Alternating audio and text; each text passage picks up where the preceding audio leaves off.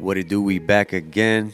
Yo. Told y'all last time that we're gonna be experimenting with the looks, trying to get the show right. We got a different little setup right now. Try to make it a little more like a radio station-y or something. We're experimenting. Yeah, we're experimenting. This is our man. experimenting era. Facts. We we in that college stage. You feel me? But yeah, man. It's been a hell of a couple weeks. Oh yeah, a lot of things going on. A lot of little news coming out from all fronts, from the salacious side, paranormal side, just regular entertainment side. There's a lot of stuff happening. There's a lot of exposure happening right now. Yo, facts. A lot of exposure on a lot of fronts, dog. Yo, speaking of exposure, you seen that John Cena said that they bullied him into getting getting hair plugs? Oh yeah, because he said everybody's making fun of him. Everybody kept making fun of his boss. He said, "Y'all yeah. bullied me into doing it." But I think that was a perfect heel turn because like everybody, he took what the crowd was saying over him for his whole entire career leading up to that last WrestleMania match where he had that ball spot, and he took that and flipped it into the heel turn. So I'm not mad at him about that. Yeah, man. A lot of people have been talking a lot about this heel turn and just the storyline from WrestleMania going into these couple weeks and The Rock still not being involved. Oh, yeah. He went on that Pat McAfee show and kind of said that, like, he personally might have did stuff different as far as that main event creatively, WrestleMania. And it's like, it's kind of like an eyebrow raiser because it's like. No pun intended. Yeah, exactly. But it's kind of like, bro, you was heavily involved in this. You know, he had that thing about he wanted Cody's soul. He kind of gave Cena the okay to turn heel when he did the little, you know what I'm saying? The throat slice. The little throat slice. And it's like, what do you mean you would have done it differently? Like, that story is definitely going to come out someday about how this build to WrestleMania kind of changed and what was going on there creatively, because it looked like it was going to turn into a thing where The Rock was going to be involved. Then he ain't even show up.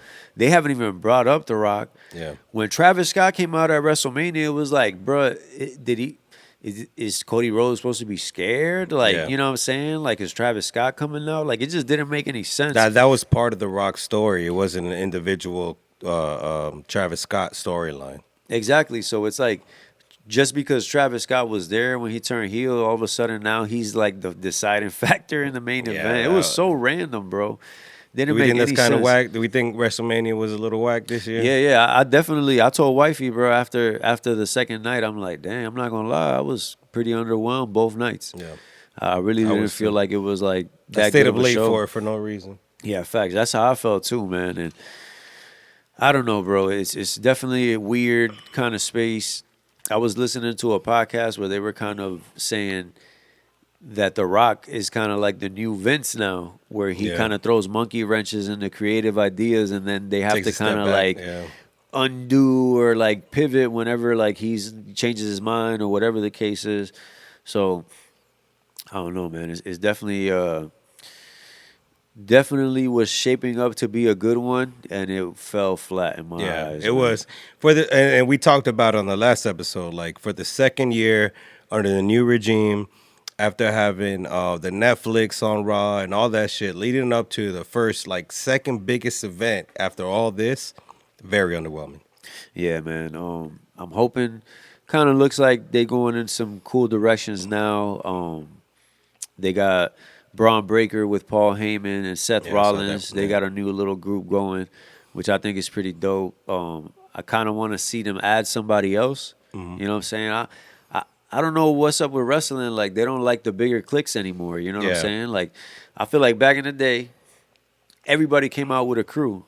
And at least those guys, maybe they're not in a match, but the crowd gets to see them. You know what I'm saying? Because they around, they come out with their clique. They're hanging around the ring apron during the match. Yeah. The match probably feels even better because there's people around outside, like other wrestlers and stuff. So they don't. I feel like they don't utilize that enough nowadays. You know what I mean? Like, do you want to like go factions. Unpopular opinions of this? Because I kind of got some. Let's go. Let me hear that. I do not like the Dominic Mysterio storyline and him winning Intercontinental. I do not like that. What you don't like about it? I get it. I think it's just played way too much over about him and hating his dad and I felt they gave it to him. I think he does excel in the ring. He has the moves, but I don't like that storyline about being against his dad. I think they should have shifted away about him just coming into his own and being his own wrestler. But he came out with the mask. Yeah. You know, he played off the same storyline about his dad and the being the best Mysterio and the lucha libre stuff. I don't like that. I'm getting tired of it. I don't know if anybody likes it out there, but I'm getting tired of it. Nah, I feel you. I feel like WWE is just leaning too much on him getting people to boo him just because he does Yeah. like unlikable things, and they're not giving him enough like story. You know what I mean? Yeah. He don't really got nothing going on. He just kind of got the title and Yeah, the Liv kinda- Morgan thing, the Rhea Ripley thing, that's getting played out. And you can only be a heel for so long until people start to cheer for you. You know what I mean? So make him a babyface. Give him a storyline where everybody actually can cheer for him and it makes sense. But right now, you're cheering for a heel, and I know that was cool. We've seen that a bunch of times with Stone Cold and everybody. But I think they need to elevate his storyline past that Rey Mysterio bruh. thing. And speaking of just what they doing right now, Judgment Day, Carlito, bruh. Why is Carlito playing the background, Yeah. dog? Carlito is fire, Yeah, bro. 100%. Dude is jacked. He does a great promo. Yeah. He's great in the ring. Like, bro, why they don't ever want to do anything with Carlito, man? It's insane, bro. When John Cena was first getting hot, that he started to rise, that's when Carlito came out. Yeah, that and is. Carlito was like beating John Cena at that time. You know what I'm saying? Like Carlito was supposed to be up here, bro. I don't know what they didn't see in him, like that they just didn't want to elevate him, or they don't even put him in like main events or semi-main events. They don't treat him like he's like a real wrestler, bro. Like, bro, that's Carlito, dog. Yeah. It's insane, bro. I had a lot of faith in Triple H and what he was doing and the post Vince McMahon era and the John Paul, whatever, what's his name? John Paul Levesque era. But now I'm not that confident. And they got to turn it around. They really Yeah, got to. facts. Unless this was primarily the fact of getting John Cena's exit out, I get it, but it has to get better than it is right now. Yeah, facts. It's definitely real stale right now, even leading into WrestleMania and WrestleMania. Like, it's almost like people were just kind of expecting WrestleMania to be fire and to kind of tie up all the loose ends and stuff. Yeah. But it didn't do that at all. Not at It all. just kind of made people question stuff even more. Like, that didn't make any sense. I definitely want to see it turn around because they got a lot of dope wrestlers right now, and it's just corny the way stuff is going down, Yep. bro. Speaking of corny, the way stuff is going down, right? The other day, I pulled up my HBO Max because they be having the TNT games on there, the NBA games, and that's mad clutch. You know, I'm always on Max. I'll pull it up, see which game is on, and I'll throw it on for the night. I saw it was the Magic Celtics game. Bruh, can't stand watching the Celtics play. They're just super boring to me. I don't know why. And the Magic is like, I know they're going to lose. Suggs is injured. You know what I mean? Like, they're going to put up a fight, but they really need a Suggs to really be competitive in this series. And it's just not going to happen for them. Then I saw that the AEW show was on. Because it's live on Max now. Like, it is? How Oh, I didn't know that, WWE is yeah. on Netflix. Yeah. AEW's on Max. Oh, wow, I didn't know and that. it was I think it was a Wednesday night, and then the show was on Wednesday, bro. I'm like, oh dang, like the AEW's on. Let me check it out. So I pull it up, watched like a few minutes of it. I seen Christian was there from WWE. Yep. He had like a little segment where he was like acting like he was a dude's dad, and like he was hooking up with the dude's mom. And Yeah, that's- and the dude was that's like a crazy. young looking dude. So like I don't know. It was. I'm like the first thing I thought about when I seen Christian there, I was like, dang, bro, like you belong in WWE, Yeah. bro. Like Yeah. he's like, I look at Christian in AEW, I'm like, bro, he's too good for this place, Yeah. dog. Like he would be better off in TNA even right now than being in AEW, dog. Cause like, it's like, man, that's another guy that never got really like his just due like that. Like Christian, like Vince McMahon never saw too much in him, and like he had that concussion thing, so like during like his prime years, he wasn't wrestling that much because he had to retire for a while because of the concussion thing, you know. And now that he came back, you know, he went to WWE, but still they didn't really see much of him. So then he went to AEW, and it's like, bro, to me, Christian is better than that. But I watched the show for like 10 minutes maybe, bro, and that was like the most I could watch. It was horrible. Oh, damn. That AEW show is trash, damn, bro. Like, it's cringe times 10, bro. Like, I don't think I've ever seen like a nationally, man, maybe like it gave me WCW vibes, bro. Yeah. Like, it was bad, bro. Yep. I don't understand how, like, when we said what we said recently on the podcast and all the AEW fans came out the woodwork, like, I never really watched AEW like that. So watching it now, like, that's why I checked it out too, because I'm like, I remember like when we post the videos and people always be saying stuff, so I'm like, man, let me check it out, see what's going on. Bruh, y'all are tripping if you're spending your time watching AEW, dog. Y'all don't like yourselves, man, because that show is garbage, bro. Dog, I challenge you to watch it tomorrow, bro. Nah, I ain't watching it. It comes on Wednesdays, bro. I think it started at 8. Yeah. Just watch a couple minutes, bro. I'm telling you, you're going to be like, this does WWE own all of them, though? No. Okay. AEW is its own thing. But who was the dude who came out and fought Randy Orton? Oh, he's from TNA. Oh, TNA. So, okay. What WWE did is they have like a working relationship with TNA. Okay, but they don't own it. No, they don't own it. TNA is owned by like some random company. But so they're just working with TNA. Gotcha. Like a talent exchange type of thing, like interpromotional type thing.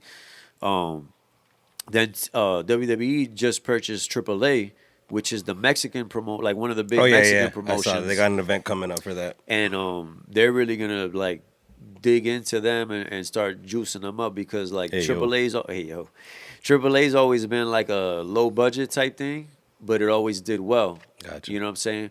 But now it's going to be like WWE level, you know what I'm saying? So I'm excited to see what happens with that because a lot of wrestlers have come from, like Rey Mysterio wrestled there before he came to WWE. Before and after he wrestled there.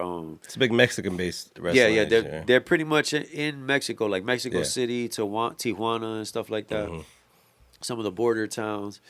But that's going to be a dope move. But basically, WWE owns AAA. They have a working relationship with TNA. And then the guy that owns AEW is the son of the Jacksonville Jaguars owner. Oh, wow. So Shad Khan, which is the dude that owns the Jaguars, he is the guy that basically is funding AEW because his son, it's his son's company and his son's doing it and everything. But the dude's a billionaire. Yeah, you know what I'm saying? That was like even a big deal because I believe it was Nick Khan. He did an interview with Bill Simmons. And they were like, oh, like asking him about Tony Khan and AEW. Tony Khan is Shad Khan's son. So the Jaguar owner's son is Tony Khan. The guy from WWE is Nick Khan. Yeah. And the owner of the Jaguars is Shad Khan. It's a lot of Khans going on right now. So Bill Simmons is asking Nick Khan from WWE about AEW and Tony Khan. And he's like, he kind of just said some like little political answer, but then at the end he's like, I have a lot of respect for the man that's funding AEW, which is Shad Khan. Yeah, I got you. So he kind of threw like a little shade, like basically like, you know, the son is the one running it, but it's like, bro, it's your dad just funding your dream, bro. Yeah, that makes sense.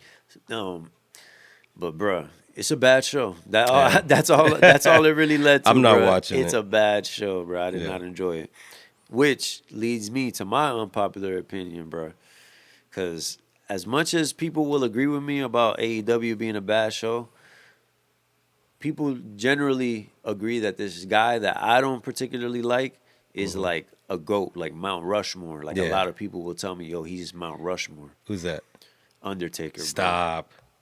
Undertaker for me was always mad mid. Nah, stop. He was always mad mid. For real? What was made about him? I like Kane better than Undertaker, bro. But what was made about the Undertaker? Like the way he moved. Like the thing with me was like the whole Undertaker thing didn't hold any weight with me. Yeah. So the fact that he moved slow and he had eyeliner on, bro, Yeah. like to me, it wasn't like, you know what I'm saying? I wasn't looking at that like, Yeah. oh, he But looked. was it just the Undertaker era, or evolutionizing into like the American Badass and all that? So I will say, Undertaker around, let's say, With Paul Bear, or without Paul Bear? I think he was with Paul Bear in the 2010s also at one point.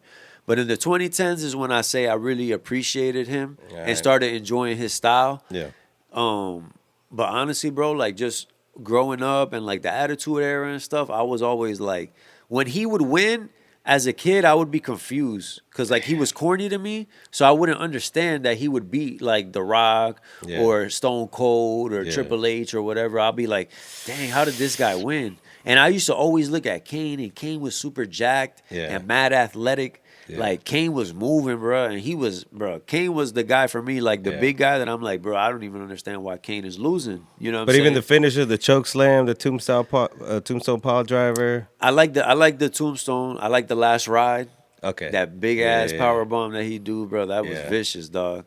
But so you're more about the character development of Undertaker. Yeah, I think that's what it was. I think the whole undead guy thing just didn't do it for me. You feel what I'm saying? Like the whole like you was an Undertaker and you a dead man. Like But Undertaker, one of the greatest entrances ever.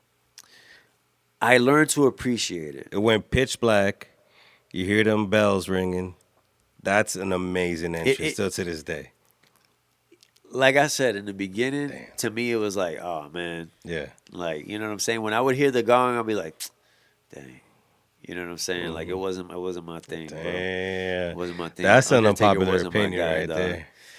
Just I know I don't got a leg to stand on with that one. You feel what I'm saying? Cause like like I said, I ended up being a fan of him, but I wouldn't put him in my top 10. No? You know what I'm saying? Wow. Like, all right. Like I'm a fan of him. Yeah. Like I appreciate him. He's a legend. You know what I'm saying? I respect the hell out of him, but I'm not gonna put him on my top 10. You feel me? I got you. I feel like one guy that didn't get his just due was Booker T, bro. Booker T was goated, bro. And I don't think he had those matches though. But like dog, Undertaker and Mankind, Hell in a Cell, goated match. Can you say that? No, for sure. Goated match. But what's Booker T's goated match? But that's what I'm saying. But let's go back to the golden match thing you said. Do you remember anything from that Hell in a Cell besides jumps that Mankind did? Do you remember anything that The Undertaker did in that match? All right, so this is a little bit biased, a little bit late, but I watched where they shot. It was Mankind and Undertaker rewatching that match, and they gave the details of it. Okay, you watched it recently? Yeah, I watched that recently. But before that, you wouldn't have remembered anything about The Undertaker. It was all Mankind. And I feel like Booker T didn't have those kind of matches because he wasn't put in that spot. Yeah. You feel what I'm saying? Like, but whenever you did see him, he was funny on the mic. He was believable. Like you believe that he could beat these dudes because he played the part. He was big. He was strong. The way his offense was dope. His move set was dope. You know what I'm saying? The windmill in the ring, bro. The spinner Rooney dog, like that. He had it all, bro. No, he did. I feel like they just didn't. They never pulled the trigger with him. You think that's why they made him a commentator? Kind of give him his just due. I think he's just a lifer because he. And the thing about Booker T that's super dope too, dog, is like, because I listen to his podcast, and he always like talks about the WWE thing, and he always says it from the point of view of like, bruh, I was in jail for like 9 years, dog, and like wrestling gave me a chance. I'm a millionaire.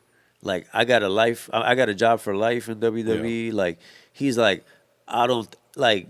Just if they decided to put the title on me or not, he don't think about stuff like that. You feel me? He had his chance and he took it. That's all. Yeah, like he did the best with what was given to him, and he's goated for it. But just me, fan, outside looking in, I feel like he could have been like, he could have been one of them, like top 5 of all time type dudes. You know what I'm saying?